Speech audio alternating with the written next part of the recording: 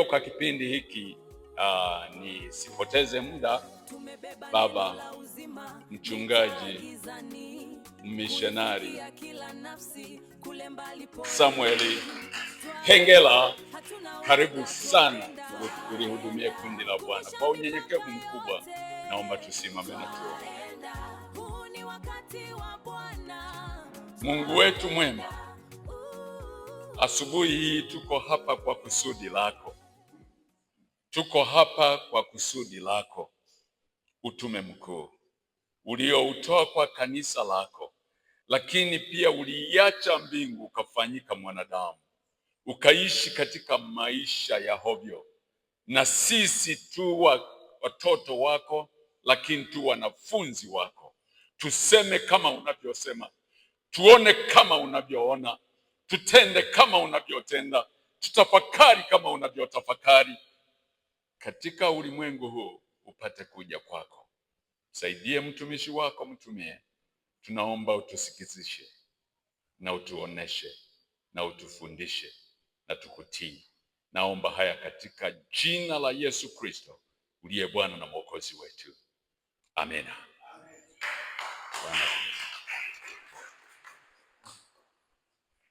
Bwana Yesu asifiwe. Tuketi. Asifiwe sana. Majina yangu kama mratibu amesema, ninaitwa Samuel Kengela. Mimi kwa neema ya Mungu ni mwenyekiti wa TMN na ni mwalimu. Pia ni mkuu wa chuo cha mission. Tunafundisha watu kwa ajili ya kwenda kuwafikia wasiofikiwa katika dunia hii. Na kwa neema ya Mungu tunaweza kufanya haya tunayofanya. Ni Mungu pekee anatusaidia tukiwa pamoja na wewe. Mungu ni mwema. Kwa siku hizi tatu, leo, kesho na kesho kutwa, tutajifunza zaidi kuhusu utume kibiblia au mission kibiblia. Tutaangalia historia yake, tutaangalia utamaduni, na tutaangalia na namna ya kwenda katika mazingira ya watu ambao hawajafikiwa. Asubuhi hii tunaanza na utume katika Biblia. Utume katika Biblia. Biblia inapozungumza neno utume huwa inatuambia nini? Na tunaliona wapi katika Biblia? Biblia tangu mwanzo mpaka mwisho mpaka Ufunuo ni utume. Na ninapenda uisome Biblia yako kwa juma hili kwa macho ya kitume, kwa macho ya kimishonari. Uitazame hivyo na uione hivyo. Na kwa kadiri tunavyoenda utaiona jinsi ambavyo Biblia iko. Kitabu cha Wafilipi, ile sura ya 2 na ule mstari wa 5. Anasema tuwe na nia ile ile iliyokuwemo ndani yake Kristo. Iliyokuwa ndani, haikuwa nje yake, iliyokuwa ndani. Tulimuona akiwa na sura na umbo la kama mwanadamu, lakini ndani yake kulikuwepo nia ya Mungu aliyokuja nayo akiwa mwanadamu. Ndani yake alikuwa amebeba ile nia ya ukombozi kwa ajili ya wanadamu. Lile kusudi la Mungu kumuumba mwanadamu, Kristo alikuwa amelibeba. Na Wafilipi inasema namna hii: iweni na nia hiyo hiyo ndani yenu, ambayo iliyokuwamo pia ndani ya Yesu Kristo, ambaye yeye mwanzo alikuwa yuna namna ya Mungu, naye hakuona kule kuwa sawa na Mungu ni kitu cha kushikamana nacho, bali alijifanya kuwa hana utukufu, akawa namna ya mtumwa, akawa mfano wa mwanadamu. Tena alipoonekana ana umbo kama mwanadamu, alijinyenyekeza akawa mtii hata mauti, naam, mauti ya msalaba. Kwa hiyo tena Mungu alimwadhimisha mno, akamkirimia jina lile lipitalo kila jina, ili kwa jina la Yesu kila goti lipigwe, la vitu vya mbinguni na vya duniani na vya chini ya nchi, na kila ulimi ukiri ya kuwa Yesu Kristo ni Bwana, kwa utukufu wa Mungu mwenyewe. Na kila ulimi, kila lugha inayotamkika kwenye uso wa dunia ikiri ya kwamba Yesu Kristo ni Bwana, bila kuacha moja. So tunapotazama tuwe na nia hiyo, tunapotumika tuwe na nia hiyo, tunapofanya kazi tuwe na nia hiyo iliyokuwemo ndani yake Kristo na iwe ndani yetu. Na wiki hii tunapoangalia tuwe na nia hiyo ambayo kwamba ilikuwemo ndani ya Kristo. Tuone kama Kristo alivyokuwa anaona, tufikiri kama Kristo alikuwa anafikiri, na tufanye kama alivyokuwa anafanya, maana sisi ni wa kwake, ni wa Kristo. Utume wenyewe ni habari njema ambayo ni ya simulizi, na utume tunapoubeba, wakati mwingine hatuwezi kubeba kama kitabu cha kwenda kuwasomea wale tunaoenda kwao, lakini tubebe kwa sababu uko ndani yetu, katikati yetu, ndani yetu, kwenye mioyo yetu tunayo ile nia ya Kristo, tunaibeba na tunaenda kuisema. Kristo hakuja amebeba kitabu kikubwa au Biblia kubwa akaja kutusomea, au hakuja amebeba volume na volume akaja kutusomea. Alikuwa na nia ya Mungu ndani yake, alikuwa na nia ya Mungu ndani yake. Hivyo basi, habari ya utume katika Biblia ikielezwa kama simulizi, ikielezwa kama maelekezo yanayotoka ndani ya moyo wa mtu, kwa tamaduni, kwa mila, kwa kabila lolote, inakuwa na ushawishi mkubwa sana na inakamata akili vizuri sana kuliko vinginevyo vyovyote. Na sisi ni Waafrika, na sisi ni Watanzania, tumelelewa katika simulizi tangu mwanzo mpaka mwisho. Wazazi wetu walikuwa wakikaa jioni wanatusimulia habari za maisha ya jamii, yanaendeleaje, wanaishije. Kina mama wanatuweka chini wanatusimulia, kina baba wanatuweka chini tukiwa ni watoto. Hawakutufunulia vitabu kutusomea wala maandiko kwamba tunawasomea huko, lakini tulikuwa tukisimuliwa hadithi zingine za kutisha, hadithi zingine za kuchangamsha, lakini tulikamata vizuri mno. Ukitaka ujue kwamba simulizi ni njia nzuri ya kuelezea vizuri sana, angalia wanadamu leo, sinema au tamthilia kwenye televisheni zenu nyumbani zinavyoangaliwa na watu na kwa umakini wanavyoweza kuzielewa. Hawasome, zinasimuliwa maisha ya mtu fulani yako kwenye runinga. Hata yangezungumza Kiingereza, huyu ni Masai, ni Mmeru, hajui hata Kiingereza, atakwambia unajua wamesema hivi, huyu alienda hivi akawa hivi, unajua hii ilienda hivi. Alijuaje? Yale masimulizi ya matendo ndiyo yanayokamata ule ufahamu.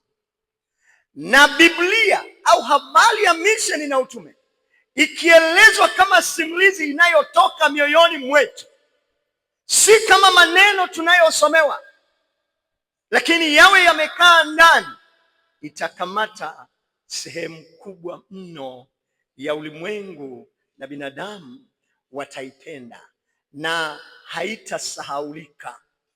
Maana kitu kinapoelezwa kama simulizi ni vigumu mno kusahaulika, na ujumbe wa simulizi huwa unatoa alama yenye nguvu kuliko michoro yoyote, kuliko takwimu yoyote au ramani yoyote ile, na inajenga na kuchangamsha akili. Kwa tukiangalia utume kama simulizi, chukua hivi, unafundisha watoto makanisani kwetu kule, watoto tu wadogo, chukua hivi, maana hata Yesu anasema msipoongoka na kuwa kama watoto hawa hamtaweza kamwe kuingia katika ufalme wa Mungu. Sasa tumchukue mtoto huyu. Mtoto huyu yuko kwenye darasa la Sunday school, anajifunza shule yao ya watoto. Unafika asubuhi hii, wewe ndio mwalimu wa Sunday, unaanza, watoto, nataka tusome habari za Yusufu. Yusufu alikuwa mwana wa Yakobo. Hebu tufungue katika kile kitabu cha Mwanzo, kitabu cha Kutoka. Unafungua, unasoma hivyo. Yusufu akatumwa na baba yake na mama yake, akaenda, unaeleza, unasoma stori yote mpaka mwisho, habari ya Yusufu. Watoto watakusikiliza, lakini niambie, watakuwa wamekuelewa? Wanakusikiliza, umewasomea vizuri sana, lakini nenda, huna Biblia, huna, ila umeweka habari ya Yusufu ndani yako, halafu naambia watoto, mwalimu, sasa leo tunataka kumtazama mtoto mwenzetu anayeitwa Yusufu. Nani? Yusufu. Nani? Yusufu. Yusufu alikuwa mtoto kama sisi. Kama nani? Kama sisi. Alivaa nguo, alikuwa na baba yake akamtuma awatazame ndugu zake. Kina nani? Utakapomaliza stori hiyo stori itasimuliwa nyumbani. Hivyo ndivyo nguvu ya simulizi ilivyo. Badala ya kusomewa, na ndiyo nia ya Kristo aliyokuwa nayo. Hakuja kutusomea Biblia, hakuja kutusomea maandiko. Alikuja akiwa amebeba moyo wa Mungu ndani yake, ili tumuone Mungu alivyo, akatuelekeza, akatusimulia, akatueleza itupasavyo kuwa. Na utume ni habari ya kubeba simulizi ya Mungu kwa nia ya Kristo ndani ya mioyo yetu, ili kuipeleka kwa wale ambao hawajasikiliza. Tumeumbwa kwa mfano wa Mungu, na ndiyo maana tunapaswa kuwa na nia ya Mungu. Na mfano wa Mungu kwetu ni ile hali ya kiroho, sio huu mwili wa damu na nyama. Hatufanani na Mungu kwa jinsi ya damu na nyama, tunafanana na Mungu kwa jinsi ya roho. Tungefanana na Mungu kwa jinsi ya damu na nyama, tungegombana. Mungu ni mwanamke, Mungu ni mwanamume, Mungu yuko hivi bwana, Mungu kwanza, Mungu ni Masai, Mungu ni Msukuma, Mungu, tungegombana. Kila mtu angetaka yeye ndo afanane na Mungu na yeye ndo awe kama Mungu. Lakini Mungu alivyo wa ajabu, akatuweka tukafanana naye kwa jinsi ya roho, na akatupa mamlaka kwa jinsi ya roho, vile ambavyo tunaweza kukaa tukimfanana yeye kwa jinsi ya roho. Akasema na tuumbe mtu kwa mfano wetu, kwa sura yetu, ili moja, akatawale juu ya vyote; mbili, akazae na kuijaza nchi; na tatu, akaitunze hiyo nchi ambayo anaitawala. Na yeye Mungu ni mtawala, na yeye Mungu ni mwenye kuzaa, na yeye Mungu ni mwenye kutunza. Umuhimu na uzoefu wetu tunaposoma Biblia unaonyesha kuwa Mungu anataka tuwe na mahusiano naye, si tu kuwa mbali, lakini tuwe na ushirika naye, maana tunafanana naye. Ili tuwe na nia yake, lazima tuwe na ushirika naye. ili tuwe na ushirika naye, ndipo hapo tutakapomtukuza, ndipo hapo tutakapomwabudu. Lakini kama hatuna mahusiano naye, tunaenda kwake kwa wakati, tunaenda kwake kwa wakati, kwamba ina shida, ninaumwa kichwa, Mungu nimekuja niponye. Nikishapona unihusu, ninaendelea na mipango yangu. Mungu nina shida, nahitaji chakula, nikishapata unihusu, nitakuja tena siku nyingine nikiwa na shida, nitakuja tena siku nyingine nikiwa na matatizo. Hivyo sivyo ule ushirika ambao Mungu alikuwa ameumba ili tuende pamoja naye. Nia yake ni kuwa na mahusiano. Ni kama mme na mke wanandoa. Hamuhitaji mme au hamuhitaji mke kwa occasion, kwa tukio. Hapana, ni maisha yote wanaishi pamoja. Hivyo Mungu anatuhitaji tuwe na ushirika naye, si tu kwa mambo machache, bali kwa mahusiano ya kudumu.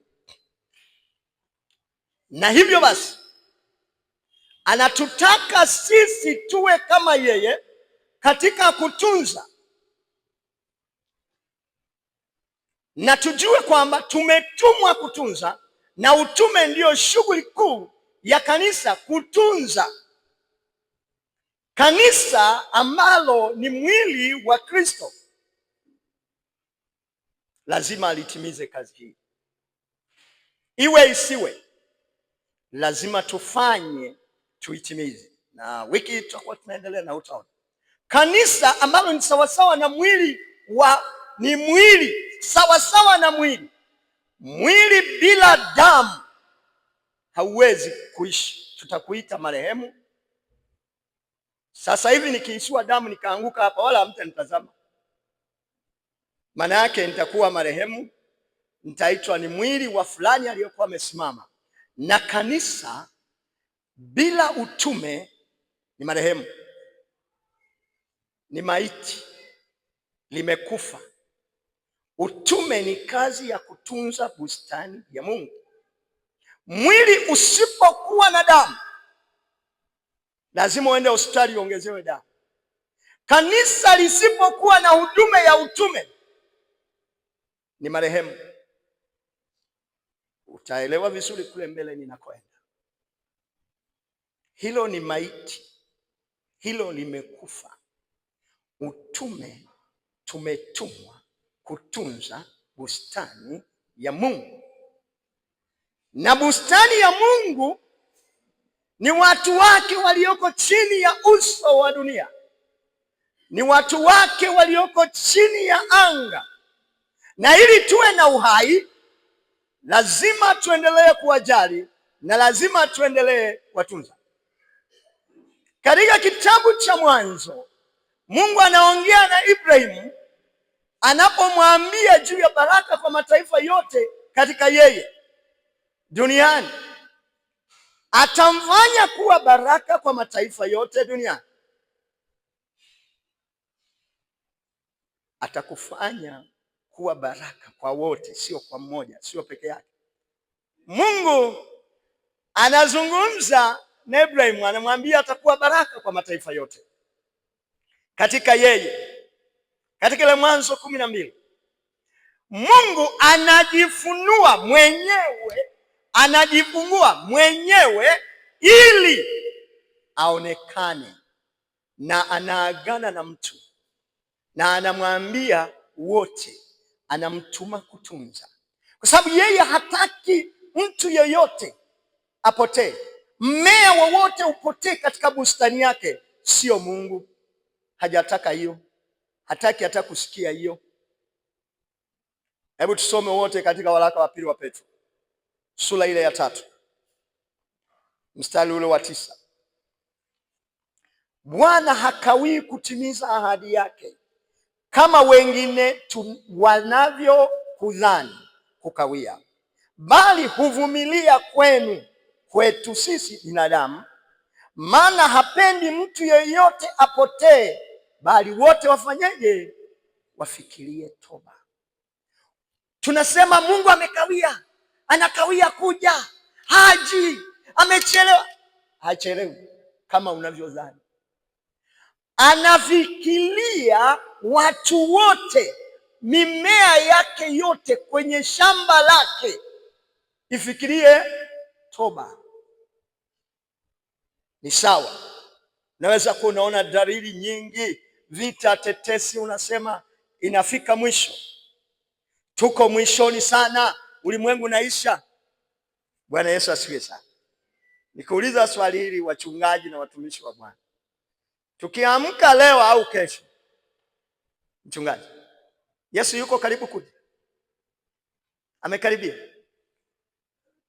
Niambie.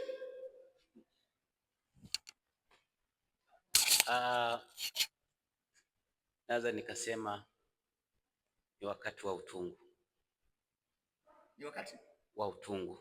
Wa utungu. Ndio. Tayari mtoto anataka kuzaliwa. Dalili zinaanza kuonekana. Na utungu ukishika zinaweza kuisha siku 3. Mama anaumwa uchungu, anazaa mapema Kwa maana yake si miaka 2 au 3, si ndio? Eti wachungaji, sitaki uwe nabii wa uongo. Wewe sema tu kwa uhakika kwamba Yesu yuko karibu kwa kiasi gani? Miaka 15 ijayo? Miaka 30? Kama mingapi? Usijisikie vibaya kama nikisema hivi nitakuwa nabii wa uongo. Hapana, wewe niambie tu. Kama mingapi? Maaskofu wangu, niambie baba. Yaani kiuhalisia yuko karibu. Miaka 20? Hakuna muda, saa yoyote. Miaka 100 ijayo? Hapana, yuko karibu. Bwana Yesu asifiwe sana. Yuko karibu kiasi gani? Kwenye akili zetu yumkini hatufikishi 2030 au 2050, haifiki. Tutakuwa tumenyakuliwa, tunaenda na kanisa, si ndio? Sasa soma Mathayo 24:14. Soma hapo. Sisomi mimi, soma wewe. Soma baba askofu.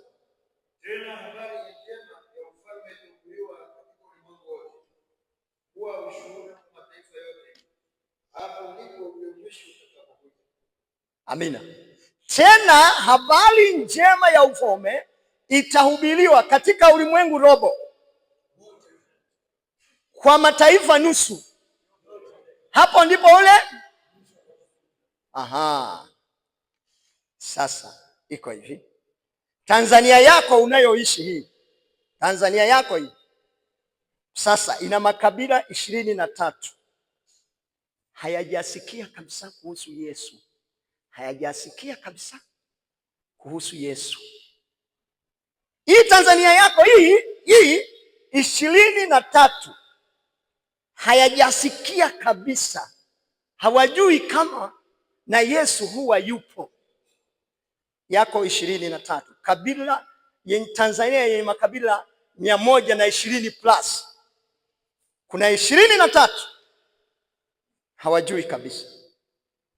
Lakini Afrika hii ina makabila 900 hayajui kabisa, hayajui kabisa. Afrika hii hayajui kabisa, 900.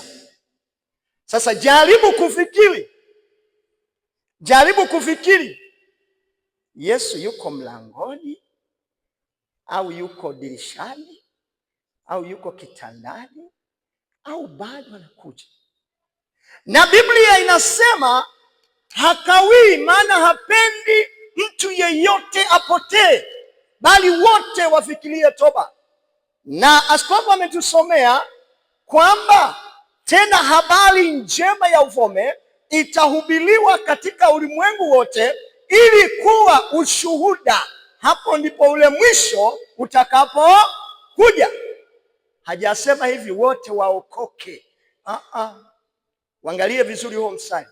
Kuwa ushuhuda, kuwa mashahidi. Hajakwambia wote, kazi ya kuokoa ni ya kwake, lakini wawe wamesikia habari njema ya ufalme imewafikia, ili siku ya hukumu wasije wakalalamika, maana kila kabila, kila lugha, kila taifa litawakilishwa pale. Sasa Mungu si mhukumu dhalimu mwenye kuja kuonea, hataki mmoja apotee. Anataka wahubiriwe ili siku ya hukumu wajione kwa ushuhuda. Ushuhuda uko hivi, ushahidi sio wa kusimuliwa, ni wa kuona kwa macho. Unashuhudia, yani unashuhudia kile ulichokiona, unakieleza. Sasa Biblia inaposema Mathayo 24:14, injili itahubiriwa ulimwenguni mote ili kuwa ushuhuda, inamaanisha hivi, kabila zote zione mtumishi wa Mungu akiwa katikati yao akisema maneno, wamuone, tulimuona alikuja tukakataa wenyewe. Hapo ndipo ule mwisho utakuja. Sasa nimekwambia hivi, Tanzania ina makabila 23, hayajawahi kuona mwinjilisti wala mchungaji katikati yao, na sisi tumebanana humu. Hapa nimezunguka, kuna kanisa kama 6 hivi hapa, halafu tunasema Yesu njoo. Nikwambie haji.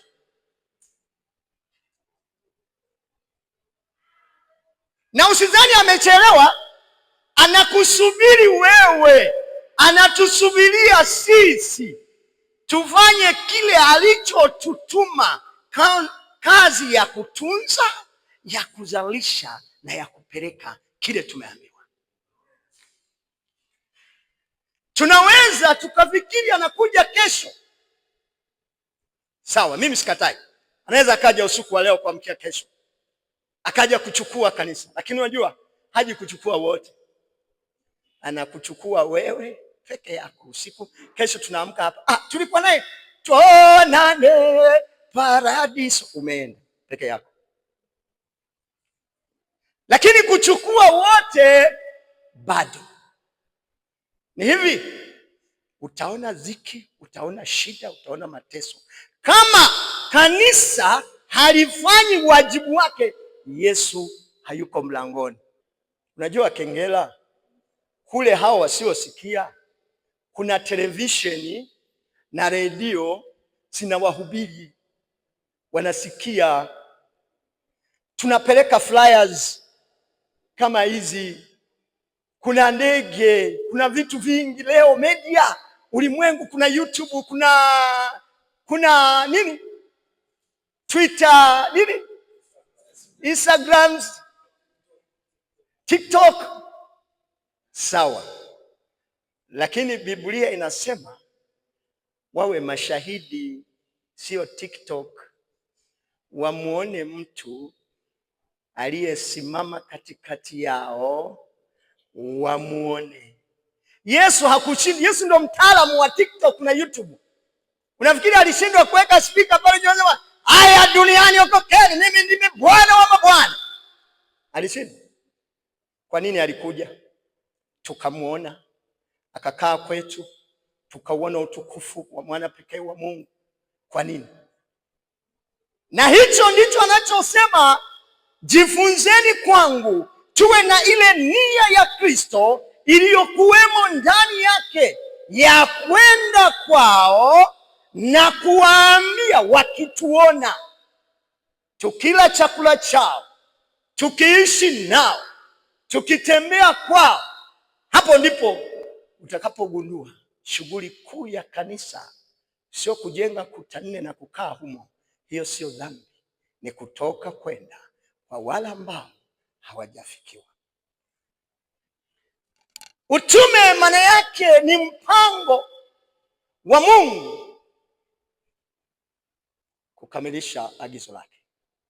Misheni aliyejitoa, mtu ambaye amejitoa, ametoa maisha yake kukamilisha agizo bila alilotumwa, huo ndio utume. The plan of a committed believer, to accomplish the mission of God. A committed. Yani ukisema aliyejitoa huwa inapungua. Aliyedhamiria, lakini huyu mtu mwamini amejitoa by hook and crooks, kwa kifo ama kuishi, watu wasikie Kristo yupo. Na utume ndiyo kitovu cha theolojia ya mitume. Utume ndiyo kitovu cha theolojia ya mitume. Kwangu mimi kama Kengera, hauwezi ukaniambia wewe ni mtume uko kwenye ghorofa hapa miaka 6, hata Mnyagatwa mmoja hajui kama upo. Wewe ni mchungaji, tutaona kule mbele. Utume ni tendo la kutimiza lile agizo kuu la Mungu ambalo tumetumwa. Na mitume bila utume ni sawasawa na mwili bila roho. Na kanisa bila utume, nimekwambia, ni marehemu, limekufa, halina damu. Kanisa bila utume halipo. Tumetumwa ili tu accomplish kile Mungu alichotuambia. Na ndiyo ilikuwa nia ya Kristo. Anasema, nina shauku kama nini nikinywea kile kikombe, nitimize lile nililotumwa kulitenda, mpaka anaenda msalabani. Utume katika Biblia sio habari nyingi sana, sio stori nyingi sana. Ni habari moja tu yenye umoja wa pekee sana, Mungu anapozungumza kwetu. Nimekwambia iangalie hiyo Biblia kwa macho ya Mungu. Mungu mtume, Mungu aliyekuita, Mungu aliyekutuma. Halafu jiulize, hivi amenituma nifanye nini? Nifanye hiki ninachokifanya, au niwafikie wale ambao hataki wapotee na ule mwisho uje? Ni habari yenye umoja wa pekee sana kwa Mungu wetu. Ni habari ambayo inaeleweka vizuri mno. Na maandiko haya unayosoma yanaonekana kuwa kwa watu wengi yako mbali nao katika maisha yao, na kwamba hayaeleweki, na wanaona ni ugumu sana kuyaelewa, kwa sababu kusudi la Mungu na maisha yao halijaingia katika mpango wa Mungu katikati yao. Na kama habari hii ingeeleweka kwenye maisha yao ya kila siku, ingeliweza kubadilisha maisha ya watu wengi sana. Fikiri wewe ulipoelewa nini maana ya kuokoka, nini maana ya kumwamini Yesu kama Bwana na Mwokozi, ulikuwaje? Hivyo ndivyo ingeelezwa ikaeleweka, maisha ya watu wengi sana yangebadilika. Kumbuka, habari ya Biblia sio igizo au sio uzushi au sio tamthilia. Ni taarifa halisi ya matendo ya Mungu ndani yetu kwa watu wake. Kabila ni kikundi kinachokaa pamoja na kinaungwa pamoja kwa mila, desturi, mitazamo yao kiulimwengu na maisha yao, uchumi wao na utambulisho wao pamoja, na wanajisikia wako salama sana wakiwa wako pamoja wao. Kwa mfano, Wamasai wote tunajua ni wafugaji. Wanajisikia salama wakiwa wao pamoja, na wakiona popote walipo wanafahamiana ni wao, na wanaona wengine na ni nyinyi. Kwa hiyo tunajisikia sisi na tunawaona wengine wao. Hao ndio makabila. Ni watu ambao tumeungwa pamoja kwa desturi, mila, tamaduni na mtizamo wetu kiulimwengu. Sisi upole wao. Nimekwambia tunayo makabila 23 ambao hawajafikiwa. Nini kinafanya kabila liitwa halijafikiwa? Moja, hawana Biblia katikati yao. 2, hawana Wakristo katikati yao. Na 3, hawana kanisa katikati yao. Hawana kanisa katikati yao. Tunaita hawajafikiwa. Unaweza ukasema liko kanisa, lakini hawana kanisa katikati yao. Bwana Yesu asifiwe sana. Kuna watu wanaitwa Wanyagatwa. Unawajua? Nani anawajua Wanyagatwa? Nyosha mkono. Hamna. Ni Watanzania hao. Kuna watu wanaitwa Wanguu. Wanguu. Nani anawajua? Huyu hapa. Asante sana. Nani anawajua Wasegeju?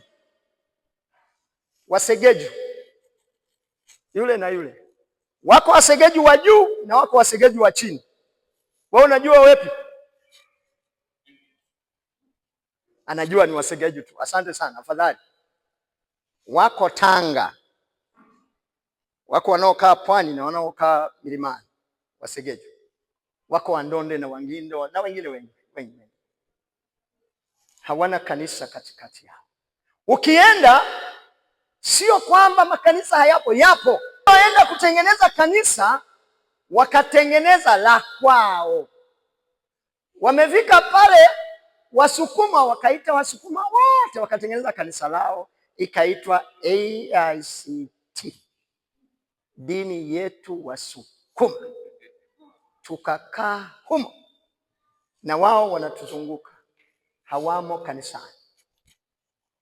Tuko Dar es Salaam, tuna makanisa karibu sisi wote yako Dar es Salaam. Sisi. Wenye mji wao ni nani? Wazaramo wako kanisani.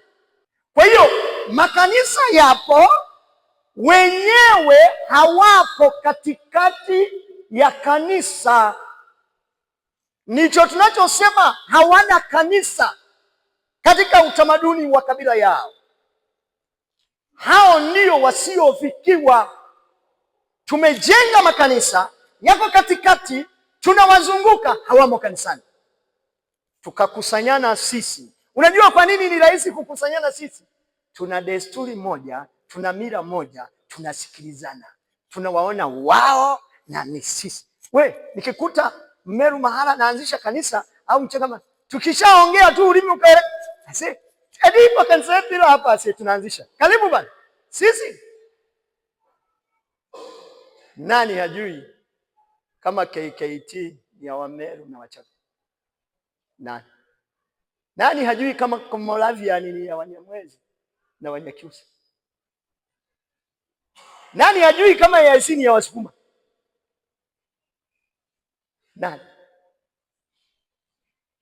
Nani hajajua kama FPCT ni ya Waha na Wanyaturu? Nani hajui kama TAG kwa Wanyakyusa?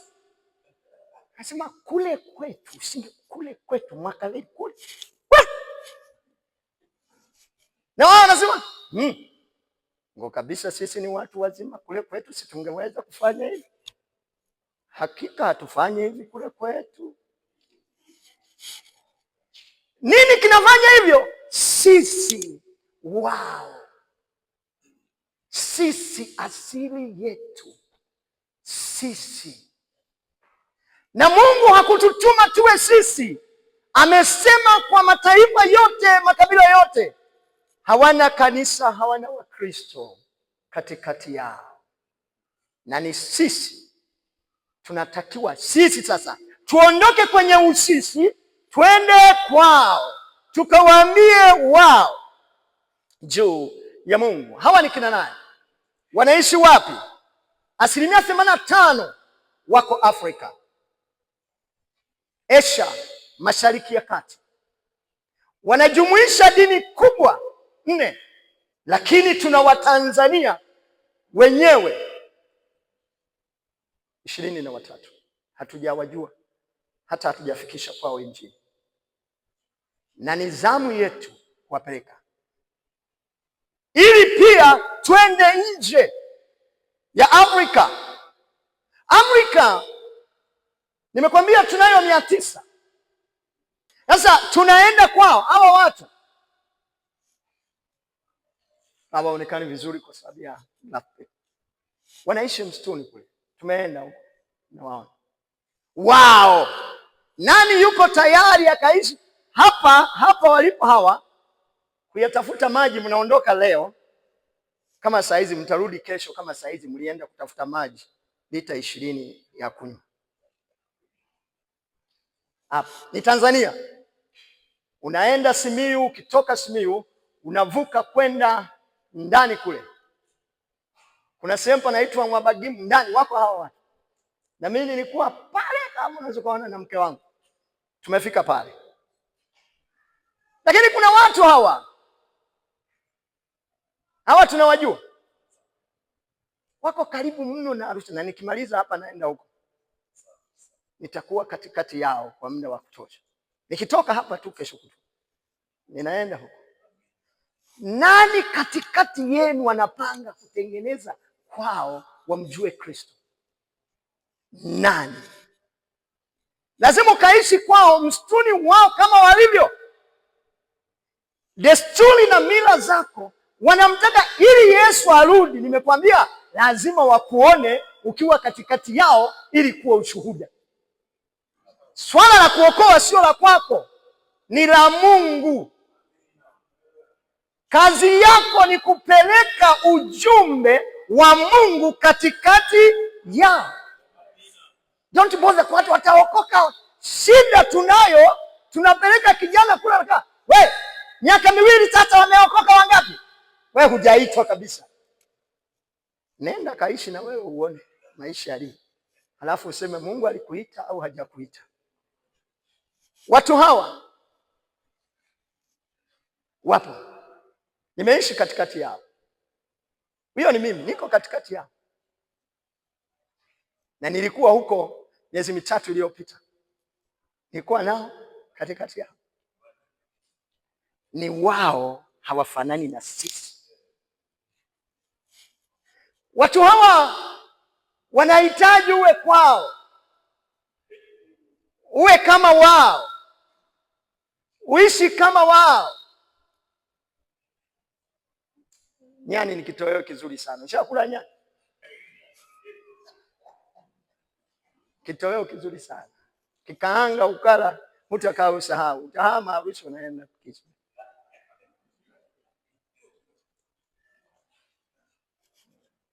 Tumemuua, tunambeba, tunaenda kutengeneza kitoweo. Ni nyama rasmi ya mgeni rasmi. Kama wewe kwako unafika unawachinjia kuku na ukifika kule tunakuchinjia ili ule. Ni adimu, na nyani wanaogopa, na tukiwapata ni kitoweo cha thamani. Sasa nani anataka awe katikati ya hawa watu ili wamuone Kristo? Kumbuka hivi, Kristo hakuwa binadamu, aliacha utukufu. Tumesoma katika Wafilipi, na enzi na mamlaka, akaja kuwa binadamu. Alikuwa hali ugali, alikuwa hali chochote, akaishi kama mimi, akawa kama wewe.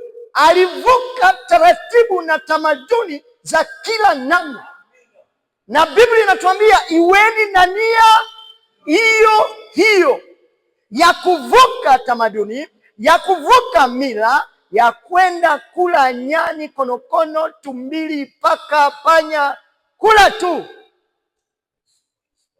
Shida ni hivi, mimi nitatapika sasa hivi mimi. Yesu alitapika.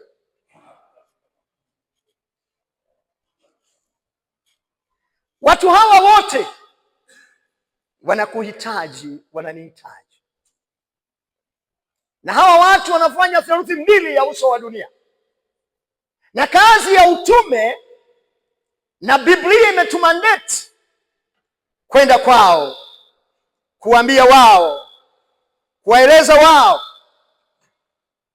ili tufike kwao. Asili yao wanaishi peke yao, wao kama wao, wanatembea wao, na tunawaona ni wao, na hatuwezi kuwa katikati yao kwa sababu ni sisi na ni wao. Utamaduni wao ni uchafu na ni ujinga.